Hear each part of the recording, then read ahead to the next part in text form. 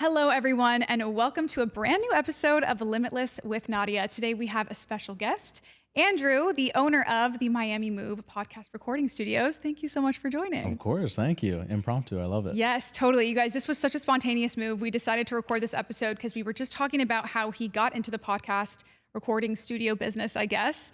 So I would love to hear that again, that story of where you started within your career and how you got into this incredible business that you've created. Yeah, for sure. Well, thank you so much. Yeah. I appreciate it. Man, this was completely spontaneous. I'd like to say that it was well thought out and planned, but it quite honestly wasn't. I had no experience in this business. I'd never held a camera in my life. I was in mortgages for 12 years. I was very successful. I made a lot of money, but I spent everything I made all the time. And my accountant used to be so upset because he'd be like, I don't understand. You made 50 grand this month and you spent 65. What's going on? And I realized later on, not at the moment, that I was just constantly seeking fulfillment and I was never finding it. And I was in a career that I hated. And so I ended up going through a really challenging breakup situation. It was a very traumatic relationship. And I sought therapy. I ended up finding a center in Homestead that did childhood reparenting. I didn't even know what that was. And I spent a year going there every single month, once a month for 3 days. And then every single week I was seeing the therapist. And we did childhood reparenting, subconscious regressions, like just all types of inner work. And it was in a breathwork session, probably 6 months in, that I got the vision for this space. Crazy. And so I bought all this equipment. I started putting it all together. And before I knew it, I had a 7-figure business. Insane. With multiple locations. Insane. And that really just goes to show you sometimes like life is really just waiting on you to kind of heal those wounds and like the trauma that's kind of keeping you stuck in that space where you're pursuing something that really doesn't mean anything to you personally. You're making the money, but then like you said, you're just spending it all because you're looking for something that you feel like you don't really have. Yeah. And I think it goes beyond just healing it, because the first thing is like discovering it. And most people don't realize they're seeing the same women over and over again, the same men over and over again, doing the same thing, not learning the lesson. It's because they're not aware enough yet of what's actually happening. And once you become aware, then you can begin to heal. Totally. That's such a good point too, because there's this thing that I always say about how the universe will keep giving you the same people and situations and like those challenges until you really learn the lesson and learn that you are the common thread of everything that you're kind of experiencing. How did that come about for you? Like what was kind of like the wake up call? I think it was just the trauma of the breakup. Like it was really not good. And so when it happened, it was, without going into too much detail, it was such an awakening experience because it shifted my norm that I got out of the day-to-day that I was in leading up to that moment, where it was the same thing every day. I woke up, I posted on social media. I got my realtors, they would send me business. I would close the business. And then it was just like a mundane thing. I would go to the open houses, I would do this. And I was in this rigorous routine, which from the outside looking in was like, wow, this is a dope life, right? And from the outside looking in, it did look like that. But from the inside, projecting out, it was not it. It was not what I wanted. And I would have continued in that spiral probably for decades, as most people do, because I was unaware of everything that was keeping me in that. What I've realized through doing a lot of this work is a lot of people stay in a cycle of trauma because that's what they know from childhood, subconsciously. And so you're staying in these repetitive, crazy cycles of drama and trauma because that was your upbringing. And it's so natural that you feel like this is how it's supposed to be, but in reality, it's not. So when I did get into a healthy relationship, it was so bizarre for me. Because I was like, is something wrong with me? Like, this is perfect. On paper, it makes sense, but something feels weird. Like it's kind of boring. I don't know what to do because there wasn't that crazy, toxicity that I was so used to. And I think a lot of people, they're stuck in that spiral and they don't even understand why it's happening. Your brain will always prefer a familiar hell over an unfamiliar heaven. It's exactly it. And it's so funny because I know that feeling too of like, well, this is right, but there's something in me that's like not really fully allowing it. Like there's something that's kind of stopping me from fully being able to enjoy it for what it is. So I do want to ask you another question. When you were doing the healing, what did that really look like for you? It was very practical. Like I actually did physical things in order to heal. Like I did breath work and the breath work sessions we did were not like those 3-minute ones on an app. This was like an hour of breath work with a therapist that was like, hey, you're not breathing deep enough, breathe, like telling you what to do. And so like when you're in that state, you're kind of out of your body. Your body is like, it starts clenching up and like sometimes shakes and everything, and you're not there. Like you're in another dimension. And sometimes you're going back to, I've gone back to things like in the womb. I've gone back to things when I was 3 years old. I remember one of the things I couldn't get over why I was having an issue with money at the time, or keeping it. And then it took me back to something that happened when I was 6 years old when I saw my dad with some money. And I visually saw it in this breathwork session where I was like, oh, that's not my belief. That was my dad's. And so I got to the root of these things and I was like, oh, I can forgive him now. And I can disassociate that from being my belief. Like that was my dad's. I can choose my own thing now. That's so crazy because you really don't realize how much of your trauma / limiting beliefs really don't come from you and they're really coming from somebody else. And it's subconscious. You don't even remember it. You don't even know until you like ask the question and like really do the digging of like, oh, I didn't even realize I was holding on to that. And that was driving a lot of my behaviors. And the thing that I love about the breathwork is like, before you go in, you have to set an intention of what you want to release and what you want to gain, because it's always a two-way street. Right. And so for me, it was like, hey, I want to release fear. And then I want to gain courage. And then as you're doing it, you'll go to the point where that fear occurred. And now all of a sudden, the only reason you went there is because you were intentional about it. And how true is that in our day-to-day life or in our businesses or in our relationships, that your outcome will always be a result of the intention that you put into it. Totally. Okay. So then I want to kind of zoom in for anybody who's listening to this episode who is maybe just starting to dabble in breath work and really kind of healing their trauma. How do you recommend somebody who's just getting into it as a beginner? How do they start implementing this regularly? Well, for me, I went and sought somebody out. Yeah. Right. I sought out a professional that knows what they're doing. I think when it comes to excelling in anything, whether it's business or, relationships or whatever, we go and seek mentors. Like at the gym, if I want to go train for a fitness competition, I don't know what I'm doing, but I could go to somebody that's done it before and I can hire them as a coach. And I think that is an option for a lot of people that they just don't do. And I can tell you that it's totally worth the money, investing it into yourself, because like I was comfortable making $500,000 a year in mortgages. That was a lot of money for me, but now I'm doing twice as much off of something that I would have never imagined because I invested I think it was like 15 grand over the year that I invested into this thing. Crazy. It might have been more. It might have been 20 or something. But either way, it was just like, I put that investment in. I didn't even know I was going to get a return, but it happened as a result of putting that first step forward. Right. So crazy. And this is another part of that story that really fascinated me was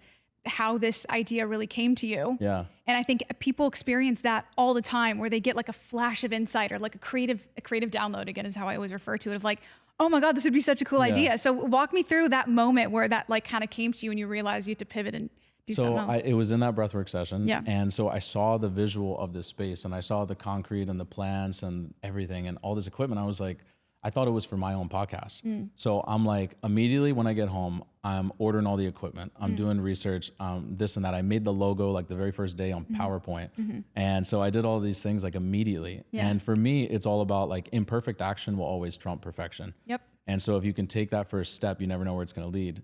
And the whole moral of that story is I built this place thinking that it was for me, never knowing that it was for everyone else. This only happened because I was spending so much on editing and everything. I was like, I see no ROI on my podcast.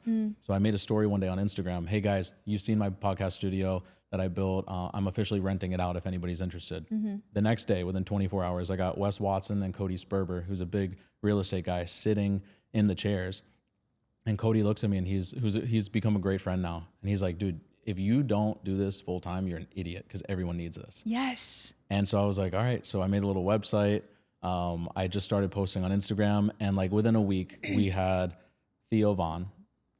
You had Theo Vaughn in the studio? Yeah, he sat in this chair. What? I've had him twice. Oh my God, that's insane to me. I love Theo Vaughn. He's so like we my had favorite. Theo Vaughn, we had Sexy Red, Rick Ross, Dwayne Wade, Dwight Howard, Shaquille O'Neal. It was just like, last week we had DaBaby here with Angel Reese. So no way. Yeah, so it's just been nonstop compounding of like one celebrity after another. And while the accolades are cool, the whole point of that is you never know where your vision's going to go. And you may think that it's going to go in one direction, which is, hey, I got to start a podcast for myself. But in reality, I'm building something bigger than that for everybody.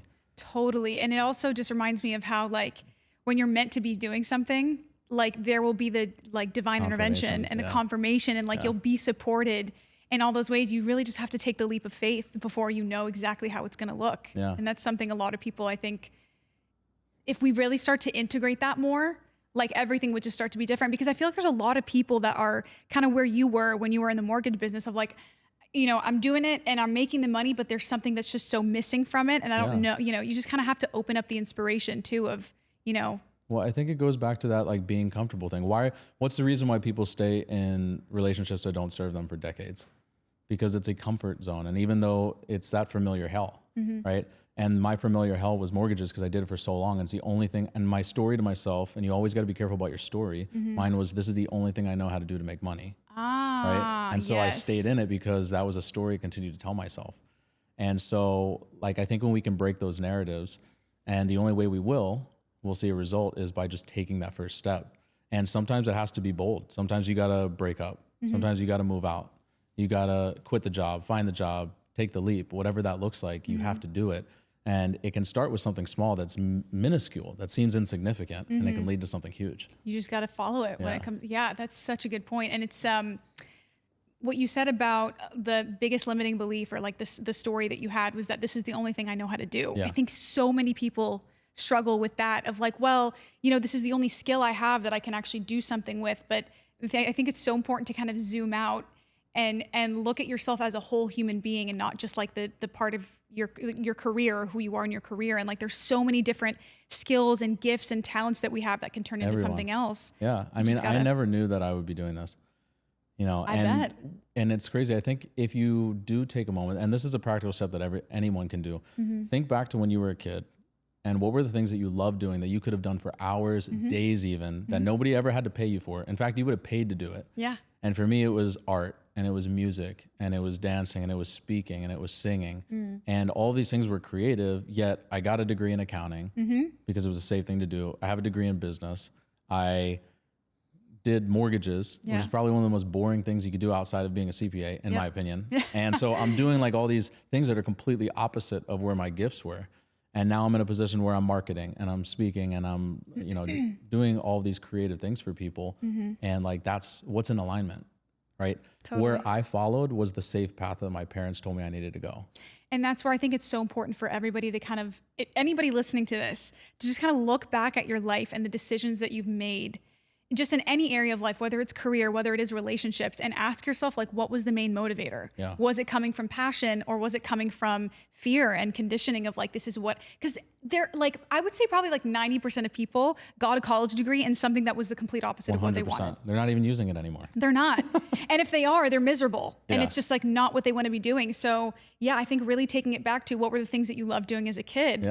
And like, how can you start to integrate that into what you're prioritizing now? And even, this is something I always say on my podcast too, is like, you know, if you just listen to your inner child and what they've been trying to tell you of what you want to be spending more time on, and you just take a step in that direction, you would be so surprised. So surprised. As to how many things will start to really open up, and like, whoa, I never knew to expect that. And the other thing too is like, I was recently watching a YouTube video about how you set your goals based on what your logical mind thinks is feasible and thinks is possible, when that is so minuscule in the grand scheme of like what your life path could be and what your highest timeline could really look like. So yeah, just being able to disengage from that logic of like, well, this is the safest bet. I'll be able to make this much money if I do it in this way. And it's like, well, this also goes back to the people that you surround yourself with, right? Really? Because the only reason that I've excelled in such a way that I have, in my opinion, outside of, you know, God's just blessed me as a result of stepping into that vision, is because the people around me have constantly spoken into me.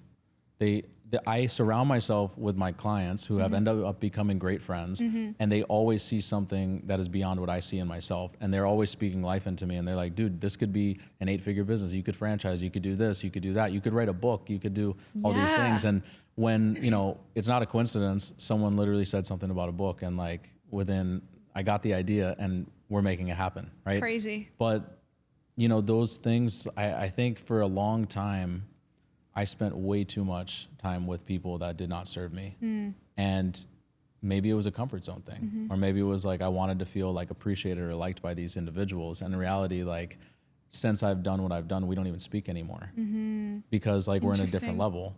We're in a, you know, it's just like we don't even vibe the same anymore, because now that I see them, I don't drink. I don't smoke. I don't go out ever. I'm like really a boring person. I just work. Same.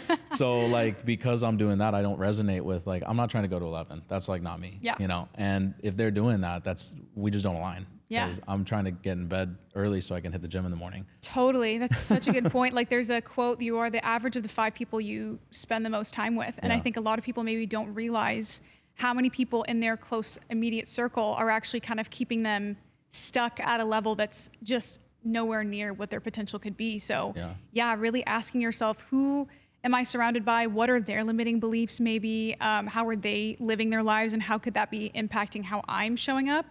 And also, like you said, paying attention to what are other people saying about your gifts and your skills and your talents that maybe is your blind spot that you can't see. This is a way that you can be of service to the world and serve a bigger mission than maybe what you've been. And there's a practical step to that. Like you could legitimately go to 5 people who you're really good friends with. Let's call it 3 even. And just ask them like, hey, what do you think about me? Yeah. And just like actually take into consideration, write it down. Hey, what are your, when you look at me, what do you think I'll be doing in 10 years? And then go to people that have never met you, that you just have a service level relationship with, maybe that are doing better than you. I would urge you to find people doing better than you and ask them what they think. Yeah. Because it would be interesting to see what the responses are. It might go 2 ways. It might be like, I think you're like, underperforming and you're not anywhere close to where you could be. And you're like screwing off at the club and doing all these things when you could be doing this. Or it could be like, hey, I see this in you. You never know. Like if you could surround yourself with people that speak life into you, that is such an incredible place to be. So powerful. And I love what you mentioned too about asking for their honest opinion, like real feedback, because I think there's 2 sides of it. If you are too maybe egotistical or like afraid of the honest feedback, that will also keep you, stuck at a certain level. You need that. You need the honest, like, okay, where do you see me possibly underperforming and undermining my own potential? But also on the other side of that, we have so many limitations that we put on ourselves that we can't see. And if you turn it on somebody else and be like, okay, what are my strengths in your opinion? You get a completely different perspective of yourself that you've never really seen before. That's like free from all of the conditioning that you've been putting on yourself literally since you've been in the womb. I love that. So crazy. So crazy. And there was something else I wanted to know as well of like anybody who is really wanting to get more into podcasting. Cause a lot of you guys, I'm sure, are people who are really wanting to get more into social media, get more into podcasting, really like building your personal brand, which is huge. What advice do you have to the people who want to be doing that, but maybe are a little bit afraid to? Yeah. You just have to get started. That's it. The first step is literally get started. I will tell you, we were just talking off camera briefly.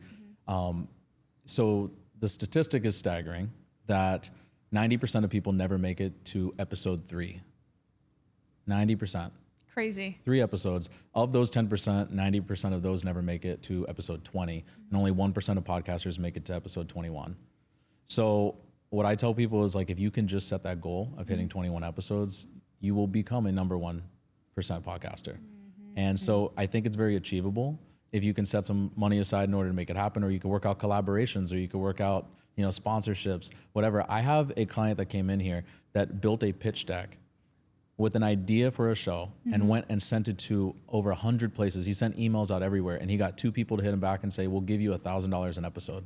So every episode, he does 2 ad reads. He gets paid $2,000, and all of his expenses for the episode are covered. Insane. So when he comes in here, he doesn't mind renting the studio. He doesn't mind paying an editor, and he doesn't mind paying a social media manager because it's covered by someone else. Yeah. Right? Yeah. So it is feasible. It is achievable. It's possible. And some people just have to take a leap on themselves. You just have to kind of go for it. I think that's the part that really does keep people tripped up. Like they have the idea, they know what they want to do, but it's like taking that first step forward is what keeps people really kind of like. And that could be a self-limiting belief. Yeah. It could be like they don't believe in themselves, that they deserve to be in the spotlight, or they deserve to have a good podcast. Or like, do you believe in what you have to say and what you have to offer as a podcaster? I think that's a really big one too, because like maybe people will be looking at some of the top podcasters or like podcasts that they follow that they really love, and they're like, oh, I could never be like that. But really the only difference between you and that person is they just have, more audacity, really. They just, feel more deserving of the platform, and that's literally the only difference. Just kind of getting out of your head. And that's the consistency. I mean, look at some of the top podcasters. They have hundreds of episodes. Yeah. Like you build those reps, and you never know what things will come as a result of it. Like I'm way better now with all this gear and equipment than I was on day one when I started. But that's because I've filmed over 3,000 episodes in 18 months. So crazy. And so when you were considering like doing the investment and putting all the money into this stuff without knowing what their return was going to be, what was that like for you? I was like, actually, it's a really interesting story. I had set aside a certain amount of money I was going to buy a home and I was going to flip it and do an investment property thing. I contemplated living in it, but I wasn't sure. And I found some really beautiful places. I wanted to be in Miami Shores or El Portal. I had like very specific areas I wanted to be. And I put offers in on these houses and I was like, I'm going to buy this one. And I had this money set aside for the down payment and the closing costs. And so the first property I went in failed the inspection. Interesting. The second property I went in failed the inspection. Third property I went in, I was like, all right, if I fail this inspection or some crazy thing happens with this, I'm just going to take this money. I'm going to go buy the podcast stuff because it had been something I'd been thinking about since the breath work. Yeah. Right. And so I ended up putting in an offer. It got accepted. We went back and forth. I ordered the inspection, cracked slab in the concrete on the foundation, fails inspection. Like I can't even get financing on this thing. What? Right. So in that moment, I was like, all right, it's a sign. Like I put it on paper that this was going to happen. And if it did, I was going to buy the equipment. Wow. And so I took all that cash and I bought this equipment instead of going into the property. And think about it. If I had been successful, I might've made 40 or 50 grand off of that flip. Yep. Or I would have been living in this house that's costing me, however much, $5,000 a month. Where now this turned into a 7-figure a year business off of a very minimal investment and a lot of time. Honestly, unreal. And it really goes to show you the power of just asking for that sign. Yeah. And just and that does take some detachment, right? Like you were dead set on doing this. This was your plan. It's what you wanted to do. It's what I saved the money for. Yeah. It's literally the whole plan was revolving around putting the money in that spot. But the power of just being like, you know what? Noticing that certain pieces aren't really working out like they're supposed to and just putting it out there of like, all right, universe, show me. Yeah. Like, and then you have to trust that too. Yeah. Because every one of my agents was like, you're an idiot for doing that. Really? Yeah. Why would you not buy an investment property? That's what we do. That's our whole business. Yeah. Right? Yeah. So then they're like, what is this whole like studio thing? This is crazy, Interesting. Yeah. Everybody will doubt you if they can't see it. But again, that's where you have to be so concrete in your vision. And so that's why I tell people, I'm like, if you get a vision, like the first step is write it down. Yeah. As soon as you get a vision, write it down. And if you're a visual person, draw it out. And if you can draw it out, you can write it down, you can visually see it, you can speak it out. All of a sudden you start thinking differently and you start aligning yourself with people who are going to get you closer to it. And you start aligning yourself with things and places and different opportunities. All of a sudden doors start opening. And if you're bold enough to just walk through and leave the closed ones behind, and ask for the ones that don't align to be closed. Yes, that's a big one. Then you'll be successful. Yeah. And it might not look like how you think it's going to look. It might go completely opposite or different or veer off in a different direction, but that's the trajectory you have to follow. And that's where the law of detachment comes in too, of like, you can't be so dead set on something that you're unwilling to notice when that door is closing and something else is opening. Yeah. And that was so interesting. There was something else I wanted to ask you as well. With that, man, I lost my train of thought. That's just such a crazy chain of events. I know. And the courage that it must have taken to tell the people that you were working with, like, no, I'm just going to do this, even though it seemed literally insane. Like so I did a lot of volume for the company that I was working at. And like shortly after I started this business, probably within 8 months, the company no longer existed. Really? Yeah. Like I was one of the core people that started the company with them. And I drove a lot of traffic through the door because I was funneling so much business through my Instagram. Yeah. And I was closing so many deals. And I know that they felt it tremendously when I left. And so you got to imagine like you have to be in a position where you're also associating with people that are okay with you letting certain things go that even negatively impact them. Yeah. In order for you to pursue your dream. And my team was so cool. They were like, it was very unfortunate for them, like the way that the business kind of like, crumbled, so to speak, but everyone is in a better position now. Interesting. Every single one of us is in a better place. That's such a good testament to the fact that when you do what's best for you, you're also doing what's best for everybody around you without even really knowing it. Well, I mean, and to take that a step further, there was someone that was working here, 2 people specifically, but there was one person individual. I didn't let him go. Like I was saving him. I was his rescuer because like he was just screwing up everything and it was not okay. But I was just like, I felt bad for him and I wanted to like provide him with work. And he kept telling me the sob story. And I was like, in my heart, I knew I need to fire this guy because he's like detrimental to my business, respectfully. Yes. But I wasn't doing it because I was rescuing him. And so I thought about it and I was just like, you know what? I could be holding him back from an opportunity that's meant for him by holding him here. Yeah. And so I said, it was very difficult. I sat him down and I said, hey, look, man, I don't want to do this, but I got to let you go, bro. Like, it's just like, I've given you 10, 20 chances. You're just not stepping up. And I let him go, and it was painful for both of us. And he was very upset about it. Within 72 hours, this guy got a sales job.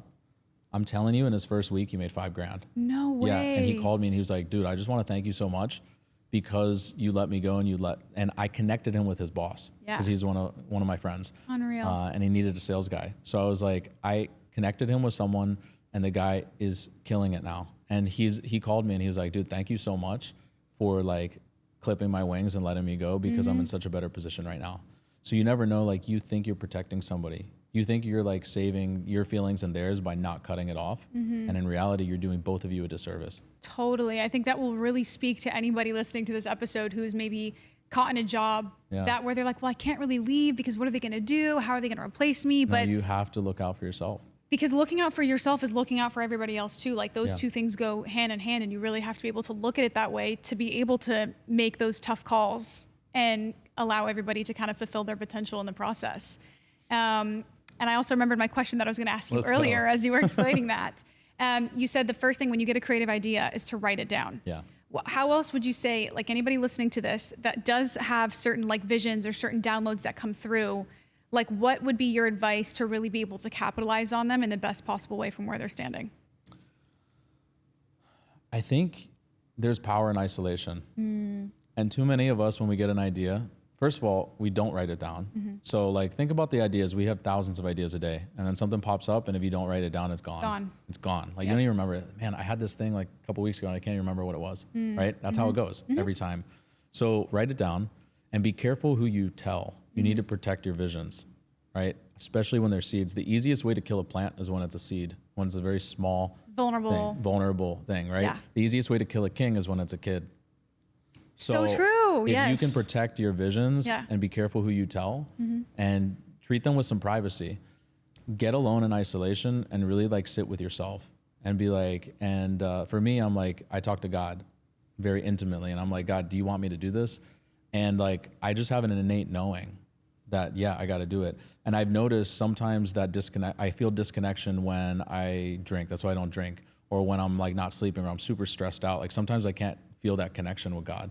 And so if I'm really like on my point, the reason I want to be on point all the time is because like I have to connect every morning because I need to know my like commands for the day. Like it's gotten to that point where if I have to go into a business relationship, I'm not even going to do it if I haven't talked to God this morning first. Yes. You know, I'll be like, yo, I got to get back to you. I got to talk to like my, gotta sit with it. Yeah. I got to talk to the, I don't know, the beings. COO or the CEO, whatever.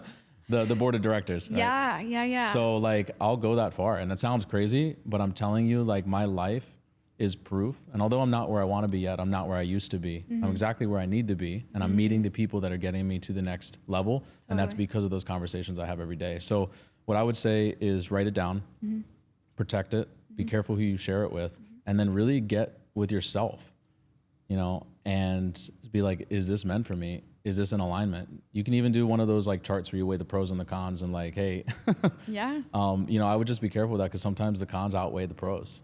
Doesn't mean it's not a good idea. But it only takes one pro to blow up. Totally. And I love that concept of like really just sitting with God and asking, is this really something you want me to do? Because your logical human brain is susceptible to a lot of like, again, conditioning, ego stuff, attachment. And if you can really just put all of that aside and create that clear channel of communication of like, God, if this is really something I'm meant to be doing, show me, or like allow this idea to expand into what it needs to be in the easiest, best way possible, and just kind of. And it can be something as simple as what we spoke about earlier with the book. Like, get the idea for the book.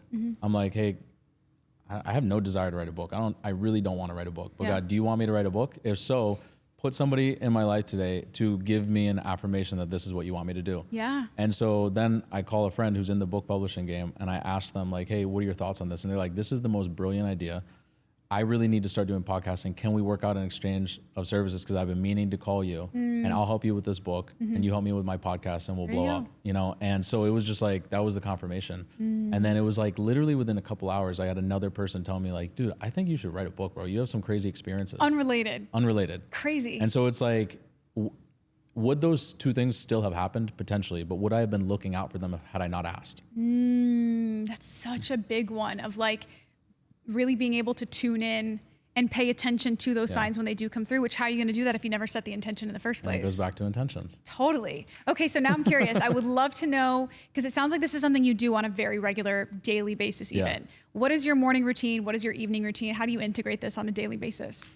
Well, I think a good morning starts with a great night, and I wish I was better about that, but I'm really not. Sometimes I work until midnight, but I always wake up like clockwork around 4:30, 4:45. Okay.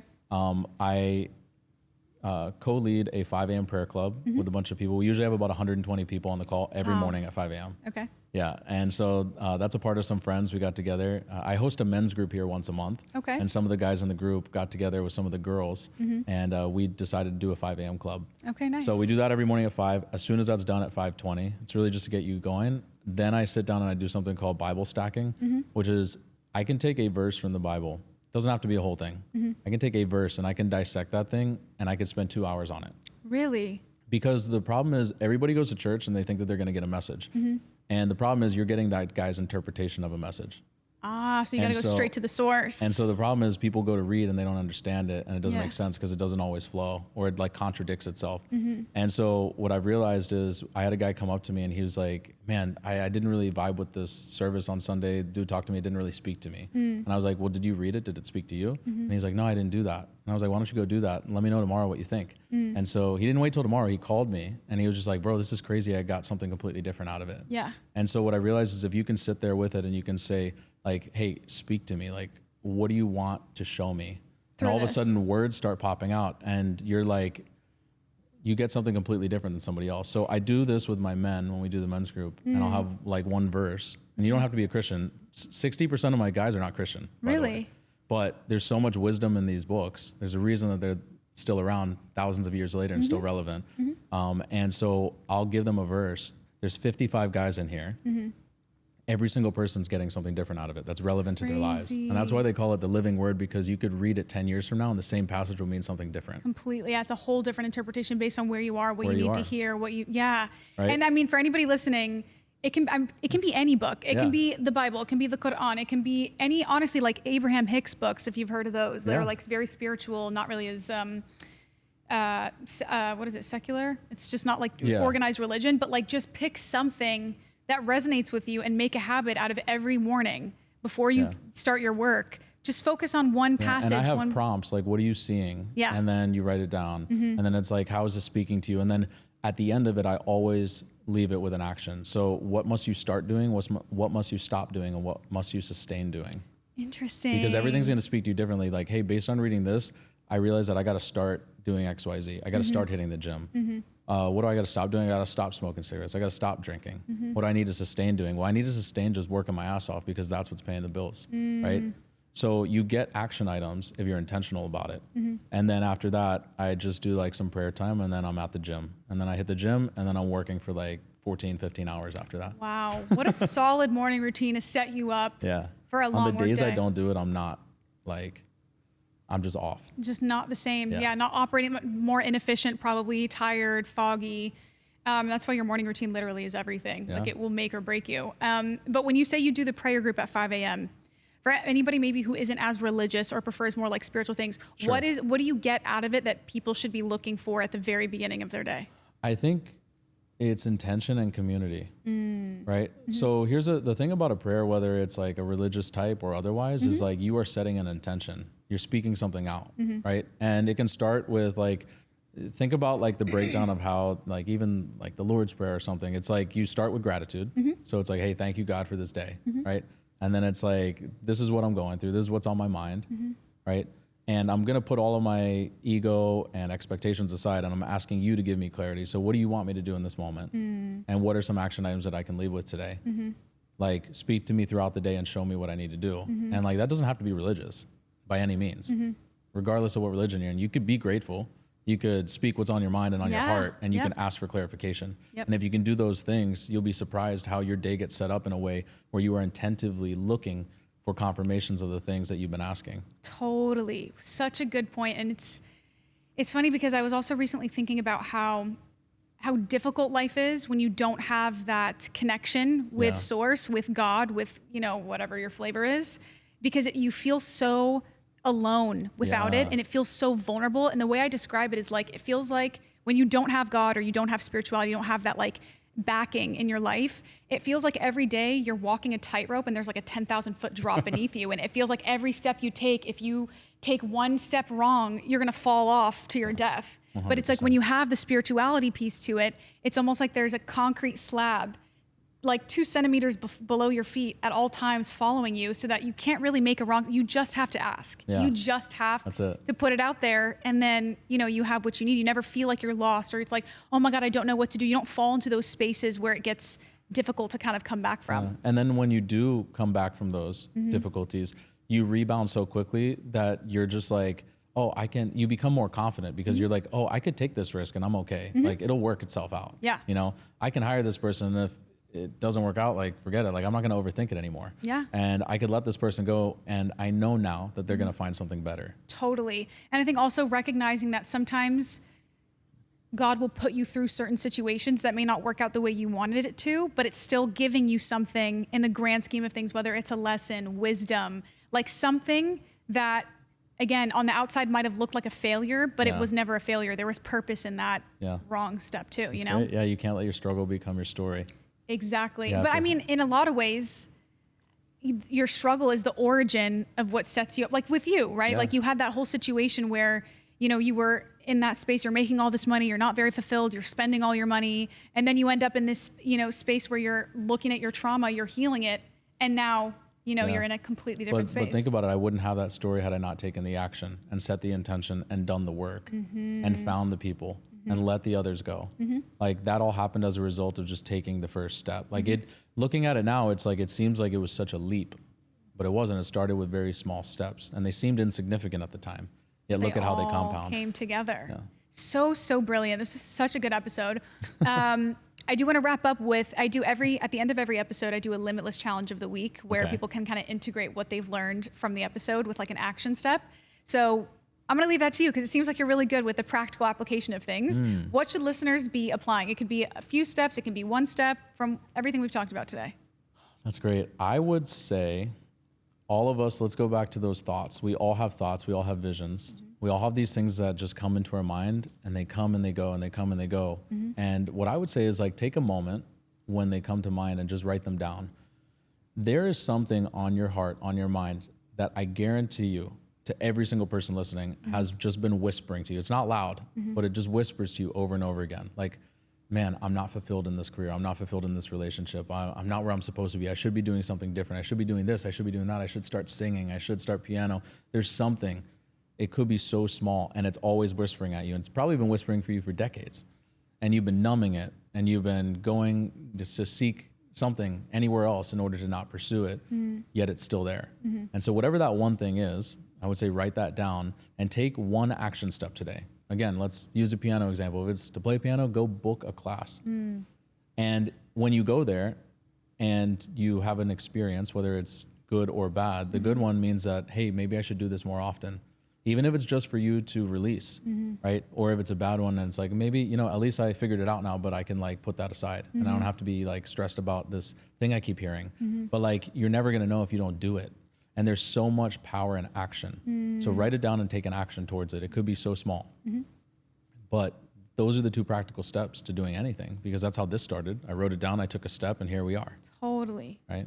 Love that. That is so, okay. So that's, you guys heard it from Andrew. That's your Limitless challenge of the week. I'm going to tack on an extra one to it because I loved the end of our conversation where we talked about setting those intentions. Yeah.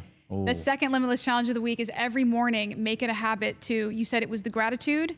And then the asking or talking about kind of what's on your mind. What's on your mind, what's on your heart. And then asking for clarity. Asking for clarity. And make a habit out of noticing whatever signs come up throughout the day. I think that is such a powerful thing to start integrating, to really start opening up the path for, because everybody listening to this, it's, you know, people are wanting to manifest a completely different life that is so aligned. And that's a really good starting point. Those two Limitless challenges of the week. Let's get it. You heard it here first, folks. So I want to thank you so much, Andrew, for joining us. Thank you. I appreciate it. Such a cool, like, impromptu episode. I hope you guys enjoyed. I hope everybody listening got what they needed out of it. And don't forget to subscribe to YouTube, where we post all of the full version of the video version of this podcast. And Apple Podcasts, Spotify, wherever you get your podcasts on there, make sure to give us a follow on there too. And where can we find you as well? On socials? Yeah, you can find me on Instagram at Drew's The Move. You could find the studio at themove.miami.